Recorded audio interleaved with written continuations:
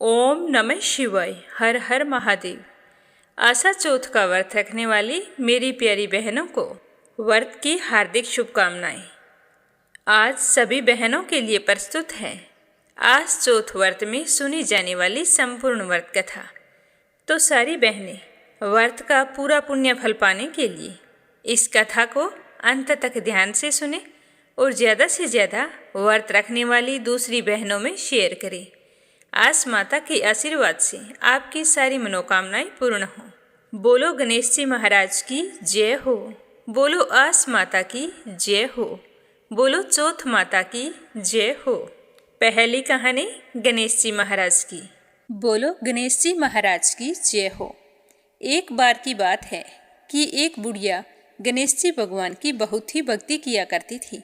सुबह जल्दी उठती, स्नान करके पहले गणेश मंदिर जाती, गणेश जी को सिंदूर से तिलक करती और गुड़ का भोग लगाती।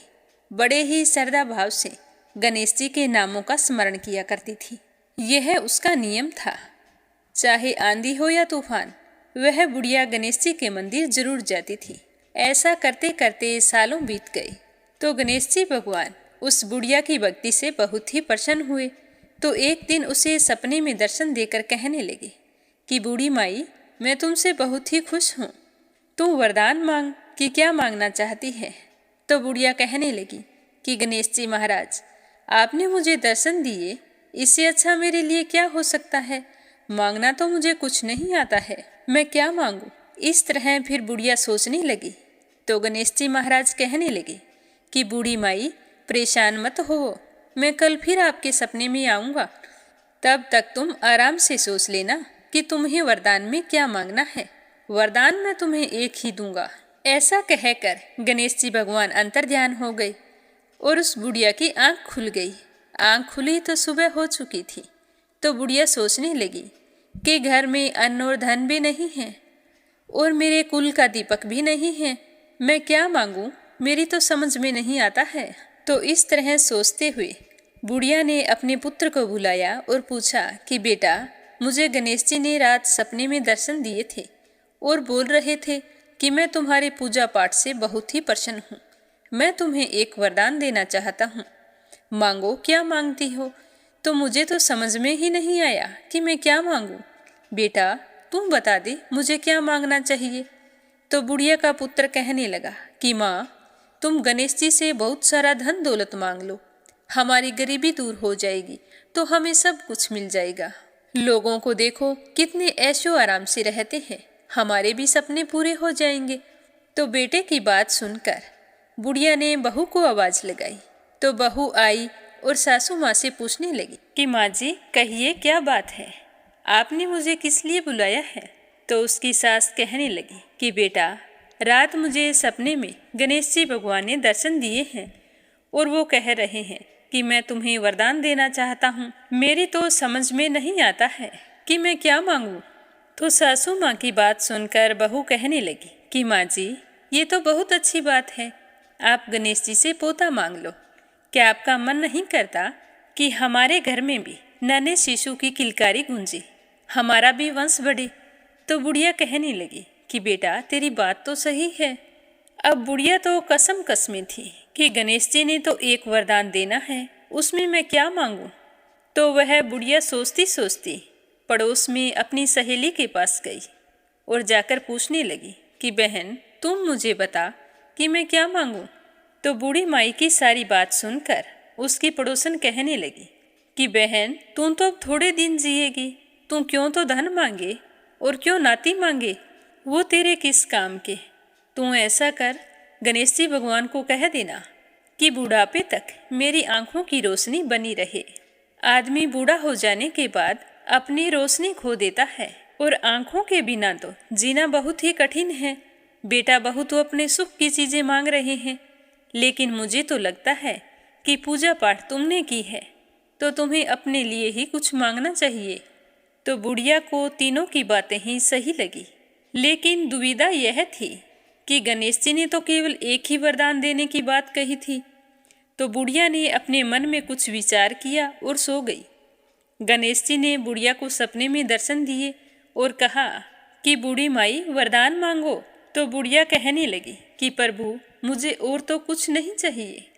मेरी तो एक ही इच्छा है कि मैं अपने पोते को सोने की थाली में सोने के चम्मच से भोजन करता हुआ देखूं। तो बुढ़िया की बात सुनकर गणेश जी मुस्कुराते हुए कहने लगे कि मैया, तू तो बोल रही थी कि मुझे मांगना ही नहीं आता, लेकिन तूने तो मुझे ठग लिया। तूने तो एक ही वरदान में अपने लिए आंखें, धन और पोता तीनों चीज मांग लिए। आंखें होगी तो देख पाओगी, धन होगा तो पोता सोने की थाली में भोजन करेगा। तुमने तो बहुत ही चतुराई से एक ही वरदान में सारी चीजें मांग ली है। मैं तुम्हारी भक्ति और बुद्धिमानी से बहुत ही प्रसन्न हूँ। जैसा तुमने वरदान मांगा है वैसा ही फल तुमको प्राप्त होगा। ऐसा कहकर गणेश जी भगवान अंतर्ध्यान हो गए और बूढ़ी माई को जैसा मांगा था वैसा सब कुछ मिल गया। और अब बेटा भी खुश, बहू भी खुश। बेटा बहू को खुश देखकर बुढ़िया और भी ज्यादा खुश हो गई। प्रेम से बोलो गणेश जी भगवान की जय हो। अब दूसरी कहानी अपनी सुनते हैं आस माता की। बोलो आस माता की जय हो। पुराने समय की बात है। एक नगर में एक आदमी रहा करता था। उसके घर में वह और उसके 3 भाई भाभी और उसकी बूढ़ी माँ रहा करती थी। वह आदमी कोई काम नहीं करता था, इसीलिए उसका नाम आसलिया रखा गया। आसलिए को गांव के लोग बावलिया भी कहते थे। उसकी जुआ खेलने में खूब रुचि थी। वह हर समय जुआ खेलता रहता, घर का कोई काम काज करता नहीं था। जुआ खेलता तो हारे या जीते, वह हमेशा ब्राह्मणों को भोजन करवाया करता था। उसकी माँ तो उसे कुछ नहीं कहती, पर उसकी भाभियों को आसलिया की वह बात बिल्कुल भी अच्छी नहीं लगती। उन्होंने कुछ दिनों तक तो चुपचाप देखा, पर एक दिन उन्होंने अपनी सासू माँ से कहा कि ऐसे तो नहीं चलता है। काम का ना काज का, दुश्मन अनाज का। बिना काम किए इसे खुद को भोजन मिल जाए इतना काफ़ी नहीं है, जो पता नहीं कहाँ से ब्राह्मणों को ले आता है और रोजाना भोजन करवाता है। ये काम हमें कतई पसंद नहीं है। आप अपने बेटे से कह दो कि इस घर को छोड़कर निकल जाए, नहीं तो हम तीनों इस घर को छोड़कर चली जाएंगी। तो आसलिए की माँ अपनी बहुओं की बात सुनकर बहुत ही दुखी हुई, पर उसने अपनी बहुओं से कुछ नहीं कहा। शाम को जब आसलिया आया, उसने अपनी माँ को उदास बैठे देखा तो वह पूछने लगा कि माँ, क्या बात हो गई? आज आप इस तरह से उदास क्यों बैठी हैं? तो आसलिए की बात सुनकर वह कहने लगी कि बेटा, क्या बताऊं, तू कोई काम तो करता नहीं है। अगर कोई काम धाम करता होता तो आज ये नौबत नहीं आती। आज तुम्हारी भाभियों ने कहा है कि या तो तुम घर से निकल जाओ, नहीं तो हम तीनों घर छोड़कर निकल जाएंगी। तो आसलिए ने इसका कारण जानना भी जरूरी नहीं समझा। उसने खड़े होकर अपनी माता के चरण स्पर्श किए और कहा कि माँ, आप मेरी चिंता मत करना, मैं जैसे तैसे कहीं पर रह लूँगा, लेकिन भाभियाँ घर छोड़कर कहाँ जाएंगी? यह कहकर वह बड़े ही दुखी मन से अपना घर छोड़कर निकल गया। तो उसे इस तरह जाते हुए उसकी माँ का हृदय करुणा से भर गया, परंतु उसकी भाभियाँ मन ही मन प्रसन्न हो रही थी कि चलो अच्छा हुआ, देर सवेर जब मर्जी ब्राह्मणों को लेकर आ जाता है और कहता है भोजन करवाना है, जैसे कमा कर लाया हो। अब अपने लिए 2 वक्त की रोटी का बंदोबस्त करेगा तो सब पता चल जाएगा। फिर देखते हैं कि कैसे ब्राह्मणों को भोजन करवाता है। बेचारा आसलिया दुखी मन से घर से निकला, चलते चलते नगर से बाहर निकल गया और सोच रहा था कि कैसे अपना जीवन जीऊँगा, मुझे तो कुछ काम करना आता ही नहीं। तो इसी तरह सोचते हुए वह दूसरे नगर में पहुंच गया और अपने मन में आस माता का नाम लेते हुए वह एक जगह पर जाकर बैठ गया। गांव के बाहर इस तरह अनजान व्यक्ति को बैठा देखकर गांव में बहुत ही जल्दी यह खबर फैल गई कि पता नहीं कौन है और यहाँ गांव के बाहर पीपल के पेड़ के नीचे बैठा है। तो गांव के कुछ लोग वहाँ पर आए और उससे पूछने लगे कि तुम कौन हो और यहाँ पर क्यों बैठे हो? तो उसने कहा कि मेरा नाम आसलिया है और मुझे जुआ खेलने के अलावा दूसरा कोई काम नहीं आता। अब मेरे घर वालों ने मुझे निकाल दिया है। मैं सोच रहा हूँ कि मैं क्या काम करूँ और कहाँ जाऊँ। तो यह खबर बहुत ही जल्द राजा के पास पहुँच गई कि नगर के बाहर एक आदमी बैठा है जो उच्च कोटि का जुआ खेलता है, उसे कोई हरा नहीं सकता। तो उस नगर का राजा भी जुए का खिलाड़ी था। तो राजा को जब इस बात का पता चला तो उन्होंने तुरंत अपने सिपाहियों को भेजा और कहा कि तुम जाओ, उस जुआरी को जल्दी से लेकर आओ। तो राजा के सिपाही आसलिया के पास जाकर कहते हैं कि तुम्हें राजा ने बुलाया है। तो वह चुपचाप खड़ा होकर उन सिपाहियों के साथ चल पड़ता है और राजा के दरबार में जाकर राजा को नमस्कार करता है। तब राजा उसका परिचय पूछते हैं तो वह अपना पूरा परिचय दे देता है। तो राजा ने कहा कि तुम अपने आप को उच्च कोटि का जुआरी समझते हो और मैं भी जुए का बहुत बड़ा खिलाड़ी हूँ। आज तक मुझे कोई हरा नहीं पाया है। अगर तुम इतने बड़े खिलाड़ी हो तो मुझे हरा कर दिखाओ। तब वह आसलिया कहता है कि हे राजन, कहाँ आप और कहाँ मैं? मेरी तुलना आपसे कैसे हो सकती है? मैं तो जुए के अलावा कुछ नहीं जानता हूँ और आप तो इस नगर के स्वामी हैं।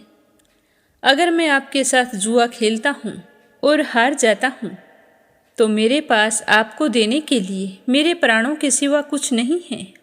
और अगर आपसे जुए में जीत जाता हूँ तो जो भी चीज़ मैं आपसे जीतूँगा उसे आप वापिस नहीं लेंगे और मेरे प्राणों की सुरक्षा का वचन भी आपको देना होगा। तो राजा ने कहा कि हे जुआ खेलने वाली आसलिया बावलिया, तुम जुए में जीत गए तो तुम्हारे द्वारा जीती गई कोई भी वस्तु मैं तुमसे वापस नहीं मांगूंगा और मुझसे या किसी और से तुम्हारे प्राणों को कोई खतरा नहीं होगा। मैं इस नगर का राजा हूँ। ईश्वर को साक्षी मानकर तुम्हें यह वचन देता हूँ। तो इस तरह के वचन देने के बाद उन दोनों के बीच में जुए का कार्यक्रम शुरू हो गया।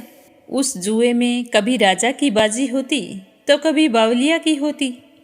इस तरह लंबे समय तक जुआ चलता रहा और राजा लगातार अपनी सभी वस्तुओं को हार रहे थे। जब राजा अपनी सारी वस्तुओं को हार गए तब आसलिया बावलिया बोला कि हे महाराज, अभी आप अपनी सभी हारी हुई वस्तुओं को वापस जीत सकते हैं। आपके पास आपका राज्य जुए के खेल में दांव पर लगाएं, जिससे आप वापस जीत जाएंगे।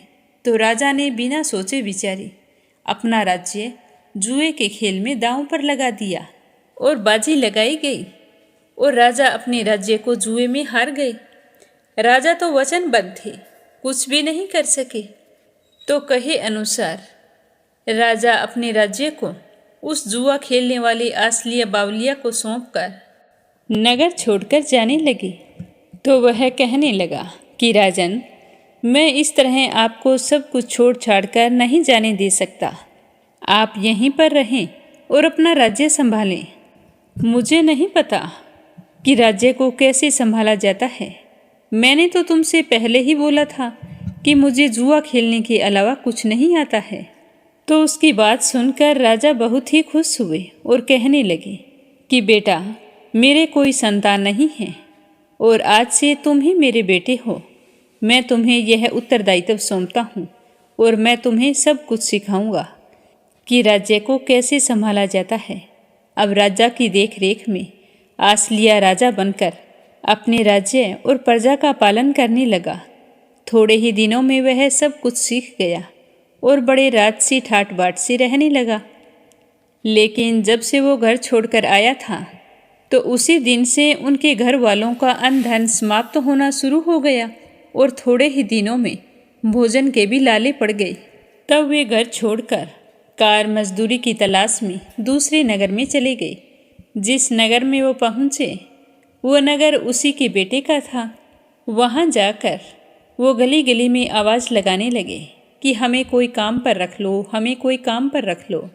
तो जैसे ही वो सारे राजमहल के आगे से गुजर रहे थे तो आसलिया की नज़र उन पर पड़ी। तो उसने देखा कि उसकी माँ, भाई और भाभी बड़े ही दीन गरीब हालत में काम के लिए आवाज़ें लगाते हुए घूम रहे हैं। तो उनकी यह हालत देखकर वह बहुत ही दुखी हुआ और उसने अपने सिपाहियों को बुलाकर उन्हें कहा कि ये बाहर जो आवाज़ लगा रहे हैं उन्हें राजमहल में लेकर आओ। तो उन सबको पता नहीं था कि यहाँ का राजा आसलिया है। तो सारे के सारे राजमहल में आ गए। तो आसलिया अपने आप को रोक नहीं सका। वह भागकर अपनी माताजी के चरण स्पर्श किए और उन्हें गले से लगा लिया और उसकी आंखों से आंसू बहने लगे। अब उसके भाई भाभी सारे हैरान थे कि आसलिया राजा कैसे बन गया। उसकी माँ अपने बेटे को राजा बने देखकर बहुत ही प्रसन्न थी और उसकी आंखों में आंसू आ गए। तो वह कहने लगा कि माँ, अब रोने का समय नहीं है। तुम्हारा आलसी बेटा, तुम्हारा निकम्मा बेटा देखो राजा बन गया है। फिर उसने अपनी भाभियों के चरण स्पर्श किए और कहा कि देखो भाभी, आपका देवर आज राजा बन गया है। तो वो कहने लगी कि देवर जी, हमें माफ़ कर दो, हमसे गलती हो गई। तो आसलिए ने कहा कि गलती किस बात की? अगर उस समय आप मुझे घर से ना निकालती तो मैं राजा कभी नहीं बन पाता। मुझे तो यह सब कुछ आस माता की कृपा से मिला है। मैं तो आज भी ब्राह्मणों को भोजन करवाता हूँ। तुम सारे यहाँ पर खुशी खुशी रहो। तो उसकी माँ कहने लगी कि बेटा, आज से मैं भी तुम्हारे साथ आस माता के व्रत किया करूँगी और ब्राह्मणों को भोजन करवाऊँगी। तभी उस नगर का राजा वहाँ आ जाता है। तो आसलिया राजा से अपने परिवार को मिलाता है। तो वह आसलिया के माता के चरण स्पर्श करके कहता है कि माता, आपके बेटे ने मेरे बेटे होने की कमी को पूरा कर दिया है। मेरा सौभाग्य है जो आपका बेटा आज मेरे यहाँ राजा बनकर रह रहा है। तो इस तरह हंसी खुशी सारे राजमहल में रहने लगे। और फिर राजा ने पड़ोसी राज्य में अपने बेटे आसलिए की सगाई तय करके विवाह करवा दिया और सारे नगर में ढिंडोरा पिटवाया कि आज से सारे लोग आस माता की पूजा और व्रत किया करें। तो राजा के आदेश से सारे नगरवासी आस माता का व्रत रखने लगे। कहते हैं कि आस माता का व्रत जिस किसी आशा को लेकर हम करते हैं वह आशा हमारी जरूर पूरी होती है। हे आस माता, जैसे तुमने आसलिया बावलिया को राजपाट दिया वैसे ही सबकी मनोकामना पूर्ण करना। जो भी आपका व्रत रखे, व्रत रखकर इस कथा को सुने, सुनाए या फिर हुंकारे भरे, उसकी सारी मनोकामना पूर्ण करना। बोलो आस माता की जय हो। अगली कहानी अपने सुनते हैं चैत्र संकष्टी चतुर्थी व्रत कथा। बोलो विघ्न विनाशक गणेश जी महाराज की जय हो। बोलो चौथ माता की जय हो। एक समय की बात है कि कैलाश पर्वत पर माँ पार्वती और गणेश जी महाराज विराजमान थे। तो बातों बातों में गणेश चतुर्थी व्रत का प्रसंग चल पड़ा। तो पार्वती माता कहने लगी कि हे पुत्र, तुमने मुझे फाल्गुन माह के कृष्ण पक्ष में आने वाली चतुर्थी व्रत के बारे में बताया। सुनकर मुझे बड़ी ही खुशी हुई। अब मैं जानना चाहती हूँ कि चैत्र माह के कृष्ण पक्ष में आने वाली चतुर्थी को तुम्हारे कौन से स्वरूप की पूजा की जाती है? चैत्र माह के गणपति देवता का नाम क्या है और उनके पूजन का विधान क्या है? मैं सब कुछ सुनना चाहती हूँ। तो गणेश जी भगवान कहने लगे कि हे माँ, जहाँ मेरी पूजा होती है वहाँ पर मुझसे पहले तुम्हारी पूजा की जाती है। चैत्र कृष्ण चतुर्थी के दिन विकट नामक गणेश जी भगवान की पूजा करनी चाहिए। दिन भर व्रत रखकर रात्रि में षोडशोपचार से पूजन करना चाहिए। ब्राह्मणों को भोजन करवाना चाहिए और व्रत रखने वाले को व्रत के सारे नियमों का पालन करते हुए व्रत रखना चाहिए। यह व्रत संकट नाशक है। इसके स्मरण मात्र से ही मनुष्य को सिद्धि मिलती है। मेरे साथ साथ जो भी आपकी पूजा करता है उसके मन की सारी मनोकामनाएं पूर्ण होती है। संकट चौथ के व्रत में आपको चौथ माता के नाम से पूजा जाता है। अब मैं तुम्हें इस व्रत से जुड़ी हुई एक पौराणिक कथा सुनाता हूँ। ध्यानपूर्वक सुनना। सतयुग की बात है कि मकर ध्वज नाम के एक राजा हुआ करते थे। वे अपनी प्रजा से बहुत ही प्रेम करते थे। उनका पालन पोषण संतान की भांति करते थे। राजा के राज्य में कोई भी व्यक्ति गरीब नहीं था। चारों वर्ण अपने अपने धर्मों का पालन करते थे। प्रजा को चोर डाकू आदि का कोई भय नहीं था। सारी प्रजा स्वस्थ थी। सारे लोग उदार, सुंदर, बुद्धिमान, दानी और धार्मिक थे। इतना सुंदर राज्य और शासन होते हुए भी राजा को पुत्र की प्राप्ति नहीं हुई, तो राजा इस बात को लेकर बहुत ही उदास रहते थे। तो एक दिन वहाँ पर महर्षि याज्ञवल्क्य आए, तो उन्होंने एक यज्ञ किया।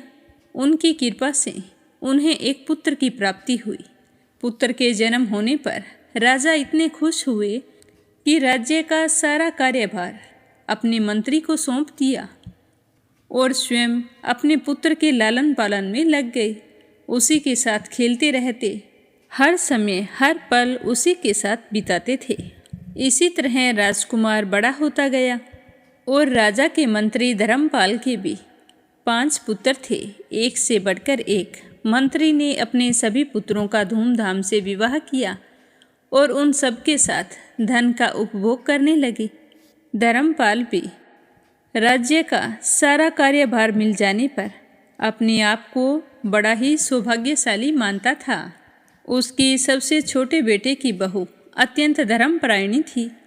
विवाह के बाद चैत्र का महीना आया और कृष्ण माह के चतुर्थी के दिन उसने भक्ति भाव से गणेश जी की पूजा की। उसका पूजन और व्रत देखकर उसकी सास कहने लगी कि अरे तुम ये क्या तंत्र मंत्र कर रही हो? क्या मेरे पुत्र को वश में करने का उपाय कर रही हो? तो अपनी सास की बात सुनकर वह कहने लगी कि नहीं माँ जी, मैं कोई तंत्र मंत्र नहीं कर रही हूँ। मैं तो गणेश जी भगवान के व्रत रखती हूँ, उन्हीं की पूजा कर रही हूँ। तो यह सुनकर उसकी सास को गुस्सा आ गया और वह जोर जोर से शोर मचाने लगी। तो उसका शोर सुनकर धर्मपाल वहाँ पर आ गया और अपनी पत्नी से पूछने लगा कि क्या बात है। तो वो कहने लगी कि देखो, तुम्हारी छोटी बहू जरूर कोई जादू टोना करती है। मैंने तो इसे समझा दिया है, पर यह मानने का नाम ही नहीं ले रही। तो अपनी पत्नी की बात सुनकर धर्मपाल कहने लगा कि यह जरूर कोई चेटक करती है और हमारे कुल का नाश करेगी। मैंने तो कोई गणेश जी भगवान के व्रत और पूजा के बारे में नहीं सुना। तो धर्मपाल की पत्नी कहने लगी कि हम राजघराने से हैं, हमें कोई पूजा पाठ की जरूरत नहीं है, हम अपनी रक्षा स्वयं कर सकते हैं। तो वो दोनों पति पत्नी इस तरह शोर मचाते रहे और वह चुपचाप बैठी गणेश जी भगवान की आराधना करती रही। तो इस तरह अपनी बहू को पूजा पाठ करते हुए देखकर उसकी सास को बुरी तरह से गुस्सा आ गया और उसने अपने बेटे को आवाज़ लगाई। जब बेटा आया तो उसे कहने लगी कि बेटा देख, तेरी पत्नी पता नहीं कौन सी तांत्रिक विद्या जानती है और क्या कर रही है। घर में बहू और भी है, वो तो ऐसा कुछ नहीं करती। मैं कब से इसे समझा रही हूँ, लेकिन इस पर कोई असर नहीं हो रहा। तो अपनी माँ की इस तरह की बात सुनकर उसे गुस्सा आ गया और वह अपनी पत्नी को बुरी तरह से पीटने लगा। पर वह बेचारी चुपचाप पीटती रही। उसने सामने बोलकर कुछ भी नहीं कहा। मन ही मन गणेश जी भगवान को याद करती रही। कहने लगी कि हे गणेश जी महाराज, मेरे सास ससुर की आंखों पर आया पर्दा आप ही हटा सकते हैं। उन्हें बताइए कि आप क्या कर सकते हैं। मैं चाहती हूँ कि उनके मन में भी आपके प्रति भक्ति भाव जागृत हो, वरना वे मुझे पूजा नहीं करने देंगे और मैं आपकी पूजा बीच में नहीं छोड़ सकती। तो यह सब देखकर गणेश जी भगवान क्रोधित हो गए और सबके देखते ही देखते उन्होंने राजकुमार का अपहरण कर लिया और उसके कपड़े आभूषण उतारकर मंत्री धर्मपाल के महल में फेंक दिए और राजकुमार को लेकर स्वयं अंतर्ध्यान हो गई। इधर दोपहर हो गई। राजा अपने राजकुमार को आवाज़ लगा रहे थे, लेकिन सामने से कोई जवाब नहीं मिला। तो वो चिंतित हो गए। फिर उन्होंने सोचा कि शायद धर्मपाल के घर गया हो। तो राजा उसे ढूंढने के लिए धर्मपाल के घर आए। तो वहाँ देखकर हैरान हो गए कि धर्मपाल के घर आंगन में राजकुमार के वस्त्र और आभूषण पड़े हैं। तो धर्मपाल को जोर से आवाज़ लगाई और कहा कि मेरा राजकुमार कहाँ है? उसके सारे वस्त्र और आभूषण तुम्हारे यहाँ पड़े हैं। ऐसा निंदनीय कार्य किसने किया है? और बुरी तरह से विलाप करने लगे। तो धर्मपाल ने कहा कि राजन, आपका पुत्र चंचल है खेलते खेलते कहीं चला गया होगा। मैं अभी उसकी पूरे नगर और बाग बगीचों में खोज करवाता हूँ। तो इसके बाद राजा ने नौकर और सेवकों से कहा कि हे रक्षकों, तुम मेरे पुत्र का पता लगाओ, ना जाने आज वो मुझे छोड़कर कहाँ चला गया है। तो राजा का आदेश पाकर दूत सभी जगहों पर राजकुमार की खोज करने लगे, लेकिन राजकुमार का पता कहीं भी नहीं लगा। तो डरते डरते आकर राजा से कहने लगे कि महाराज, राजकुमार का कहीं भी अता पता नहीं लगा और ना ही राजकुमार को किसी ने आते जाते देखा है। कहीं राजकुमार को महल के अंदर ही तो किसी ने नहीं छुपा लिया है। तो उनकी ये बातें सुनकर राजा को भी मंत्री धर्मपाल पर शक हो गया और उन्होंने क्रोधित होते हुए धर्मपाल को आवाज़ लगाई और पूछा कि सच सच बता दो कि मेरा राजकुमार कहाँ है। उसके वस्त्र और आभूषण तुम्हारे घर हैं और राजकुमार का अता पता नहीं है। अरे नीच, मैं तुम्हारा वध कर डालूंगा। मुझे लगता है कि तेरे मन में कोई पाप आ गया है। अगर मेरे राजकुमार को कुछ हो गया तो मैं तेरे कुल को नष्ट कर दूंगा, इसमें जरा भी संदेह नहीं है। तो राजा द्वारा इस तरह डांटने पर मंत्री धर्मपाल हैरान हो गया। सोचने लगा कि मैंने ऐसा कुछ नहीं किया और मैं ऐसा क्यों करूँगा। फिर भी राजा बिना सोचे समझे मुझ पर इस तरह का इल्ज़ाम क्यों लगा रहे हैं। वह बड़े ही विनीत स्वर में सिर झुकाकर कहने लगा कि हे राजन, मैं तुम्हारे राजकुमार का अवश्य पता लगाऊंगा। मेरी तो खुद के समझ में नहीं आ रहा कि ऐसा नीच कर्म किसने किया है। आप मुझे थोड़ा समय दीजिए। तो वह राजा को इस तरह का आश्वासन देकर घर आ गया। घर आकर उसने अपने सभी पुत्रों बहुओं को बुलाया, अपनी पत्नी को बुलाया और पूछा कि तुम में से यह निंदनीय कर्म किसने किया है। जब राजकुमार के कपड़े हमारे घर में मिले हैं तो तुम ही में से कोई है जिसने राजकुमार को गायब किया है। आप लोगों की वजह से राजा मुझ पर शक कर रहे हैं। इतने वर्षों का विश्वास उठ गया है, मैं करूं भी तो क्या करूं। राजा ने कहा है कि यदि राजकुमार का पता नहीं लगा तो वह मेरे वंश का विनाश कर देंगे। इस तरह कहकर वह जोर जोर से रोने लगा। तो ससुर को रोते हुए देखकर छोटी बहू ने कहा कि पिताजी, आप इस तरह से क्यों रो रहे हैं। इतनी चिंता करने की कोई आवश्यकता नहीं है। आप पर तो गणेश जी भगवान का कोप हुआ है। आपने तो कहा था कि हम राजघराने से हैं, हमें किसकी सहायता की ज़रूरत नहीं है। अगर आज आपको सहायता की ज़रूरत है तो मैं आपको इसका उपाय बता सकती हूँ। तो मंत्री धर्मपाल हाथ जोड़कर कहने लगा कि बेटी, मुझे माफ़ कर दो। तुम मुझे बताओ कि मुझे क्या करना होगा। तो वह कहने लगी कि आप सभी गणेश जी की आराधना कीजिए। राजा से लेकर नगर के समस्त स्त्री पुरुष बाल और वृद्ध संकटनाशक चतुर्थी का व्रत विधि पूर्वक करेंगे तो गणेश जी की कृपा से राजकुमार जल्द ही मिल जाएंगे। मेरा वचन कभी भी मिथ्या नहीं होगा। तो छोटी बहू की बात सुनकर ससुर जी ने हाथ जोड़कर कहा कि हे बहू, तुम धन्य हो, तुम मेरा और मेरे कुल का उद्धार करोगी। भगवान श्री गणेश की पूजा कैसे की जाती है, हमको इसकी सारी विधि बताओ। हम तो मंद बुद्धि हैं, हमें तो इस व्रत के महात्म्य के बारे में बिल्कुल भी पता नहीं है। हे बहू, हम लोगों से जो भी अपराध हुआ है उसे क्षमा कर दो और राजकुमार का पता लगा दो। तो छोटी बहू कहने लगी कि आप मुझसे बड़े हैं, मुझसे माफ़ी क्यों मांग रहे हैं। आपको माफ़ी मांगनी है तो गणेश जी भगवान से मांगो और वही राजकुमार को फिर से लौटाएंगे। तो मंत्री धर्मपाल अपनी बहू से व्रत की सारी विधि जानकर राजा के पास गया और जाकर बताया कि हे राजन, मेरी छोटी बहू ने कहा है कि राजा से लेकर सारी प्रजा गणेश संकट चौथ का व्रत करें तो राजकुमार फिर से मिल सकते हैं। तो राजा ने पूरे नगर में ऐलान करा दिया। फिर सारे लोगों ने मिलकर गणेश चतुर्थी का व्रत किया और जब वो पूजा कर रहे थे तो उस समय राजा और पूरी प्रजा के देखते ही देखते गणेश जी भगवान ने राजकुमार को वहाँ पर प्रकट कर दिया। राजकुमार को इस तरह आया देखकर सारे नगरवासी आश्चर्य में पड़ गए। सारे के सारे लोग बहुत ही प्रसन्न हुए और राजा की खुशी का तो कोई ठिकाना नहीं रहा। सारी प्रजा जोर जोर से कहने लगी, गणेश जी भगवान की जय हो, गणेश जी भगवान धन्य है। तो राजा ने कहा कि गणेश जी के साथ साथ मेरे प्यारे मंत्री धर्मपाल की छोटी बहू भी धन्य है, जिसकी कृपा से मेरा पुत्र यमराज के पास जाकर भी लौट आया है। अगर ये हमें समय पर गणेश चौथ व्रत के बारे में नहीं बताती तो पता नहीं आज क्या होता। अतः मेरा तो कहना है कि आज से हम सब लोग संतानदायक व्रत को निरंतर विधि पूर्वक हर साल करेंगे और पूरे विधि विधान से गणेश जी भगवान की पूजा करेंगे। तो राजा के कहे अनुसार सारी प्रजा हर साल गणेश चौथ का व्रत करने लगी। इस तरह बताकर गणेश जी भगवान कहने लगे कि हे माता, इस लोक तथा सभी लोकों में इससे बढ़कर अन्य कोई व्रत नहीं है। इसी कथा को युधिष्ठिर ने श्री कृष्ण से सुना था और इसी चैत्र कृष्ण चौथ का व्रत करके अपने खोए हुए राज्य को फिर से प्राप्त किया था।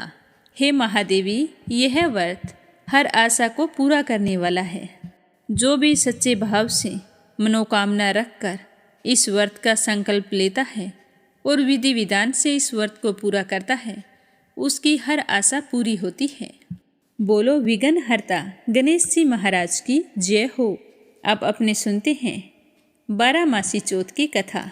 इस कथा को हर चौथ के व्रत में अवश्य सुनना चाहिए, क्योंकि चौथ माता माँ पार्वती का ही स्वरूप है। गणेश जी भगवान के साथ साथ चौथ माता की पूजा करने से हमारी सारी मनोकामनाएं पूर्ण होती है। तो प्रेम से बोलो चौथ माता की जय हो। चौथी कहानी लपसी और तपसी की। इस कहानी को सुने बिना हमें हमारे व्रत का पुण्य फल प्राप्त नहीं होता है। इसीलिए हर कथा के बाद में लपसी तपसी की कहानी अवश्य सुननी चाहिए। बोलो लपसी तपसी की जय हो। प्राचीन समय की बात है, एक गांव में लपसी और तपसी नाम के 2 भाई रहा करते थे। तपसी हमेशा भगवान की सेवा में लीन रहता था, लेकिन लपसी हमेशा सवा सेर लापसी बनाता, भगवान को भोग लगाकर फिर स्वयं भोजन कर लेता। दोनों भाइयों का यही नियम था। एक दिन दोनों भाइयों में बहस छिड़ गई कि कौन बड़ा है। तो लपसी कहने लगा कि मैं बड़ा हूँ, क्योंकि मैं तो लापसी बनाकर भगवान को रोजाना भोग लगाता हूँ। मैं कभी भी भगवान को भूखा नहीं रहने देता। तो तपसी कहने लगा कि मैं बड़ा हूँ, क्योंकि मैं सारा दिन भगवान की तपस्या करता हूँ।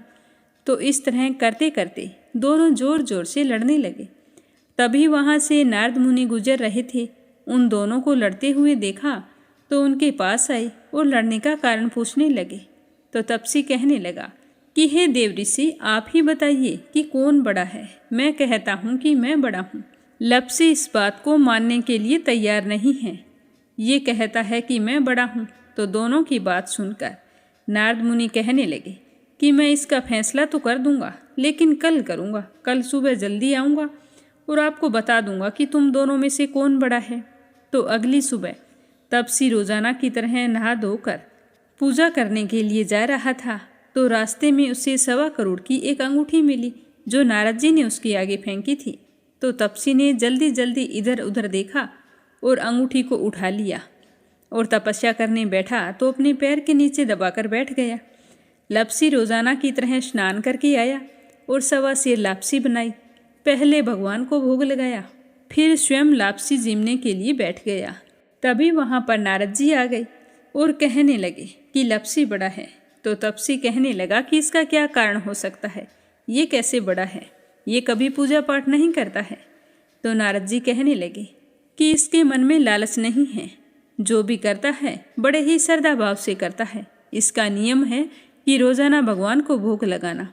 इसका नियम कोई भी भंग नहीं कर सकता, लेकिन तुम्हारा नियम भंग हो चुका है। तो तपसी कहने लगा कि कैसे, मैं नियम से रोजाना भगवान की पूजा करता हूँ। तो नारद मुनि कहने लगे कि तुम खड़े होकर अपना पैर उठाओ। तो तपसी जैसे ही खड़ा हुआ तो उसके पैर के नीचे 1.25 करोड़ की अंगूठी पड़ी थी। तो नारद जी कहने लगे कि तूने इसे चुराया है, जिससे तेरी तपस्या भंग हो गई है। तपसी हाथ जोड़कर नारद जी के सामने खड़ा हो गया और कहने लगा कि मुझसे गलती हो गई, आज के बाद मैं ऐसी गलती कभी नहीं करूँगा। मैंने बहुत ही सच्चे मन से पूजा की है। आप ही मुझे बताइए कि मुझे मेरी पूजा का फल कैसे मिल सकता है। मैं आपसे वादा करता हूँ कि आज के बाद मैं कभी चोरी नहीं करूँगा। तो उस तरह उसके दीन वचन सुनकर नारद जी को उस पर दया आ गई और नारद जी कहने लगे कि तेरी तपस्या का फल कार्तिक स्नान करने वाला ही दे सकता है। तो तपसी पूछने लगा कि वो कैसे। तो नारद जी ने बताया कि कार्तिक माह में कार्तिक स्नान करके जो भी सारी कहानियाँ सुनकर तुम्हारी कहानी नहीं सुनेगा तो उसके कार्तिक स्नान का पुण्य फल उससे छूटकर तुम्हें मिलेगा। अगर कोई दिए से दिया जलाएगा तो उसका पुण्य फल भी तुझे ही मिलेगा। अगर घर की सारी साफ सफाई करके दहलीज की सफाई नहीं करेगा तो उसका पुण्य फल भी तुझे ही मिलेगा। रोटी सारी बना ले लेकिन गाय और कुत्ते की रोटी ना बनाए तो उसका पुण्य फल भी तुझे ही मिलेगा। और घर पर बहन सुवासिनी आने पर उसे सूट साड़ी तीवल जो कुछ भी देते हैं, भेंट स्वरूप अगर कुछ पैसे नहीं देंगे तो उसका पुण्य फल भी तुझे ही मिलेगा। तो इस तरह नारद जी ने तपसी को पुण्य प्राप्ति का मार्ग बताया, जिसे सुनकर तपसी बहुत ही प्रसन्न हुआ और भगवान की पूजा में लीन हो गया। तभी से कहा जाता है कि हर व्रत कथा और कहानी के बाद में लपसी तपसी की कहानी जरूर सुननी चाहिए। इस कहानी को सुने बिना हमें चाहे कार्तिक का महीना हो या वैशाख का महीना हो, हमें उसके स्नान का पुण्य फल नहीं मिलता है।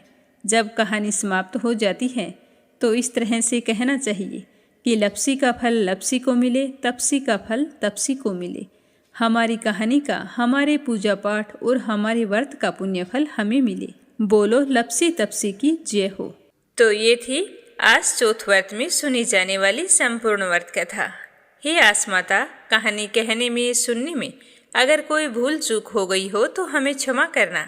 सभी बहनों से मेरा कहना है कि इस चैनल को सब्सक्राइब जरूर करें। आप सभी के मंगल जीवन की कामना करते हुए ओम नमः शिवाय, हर हर महादेव।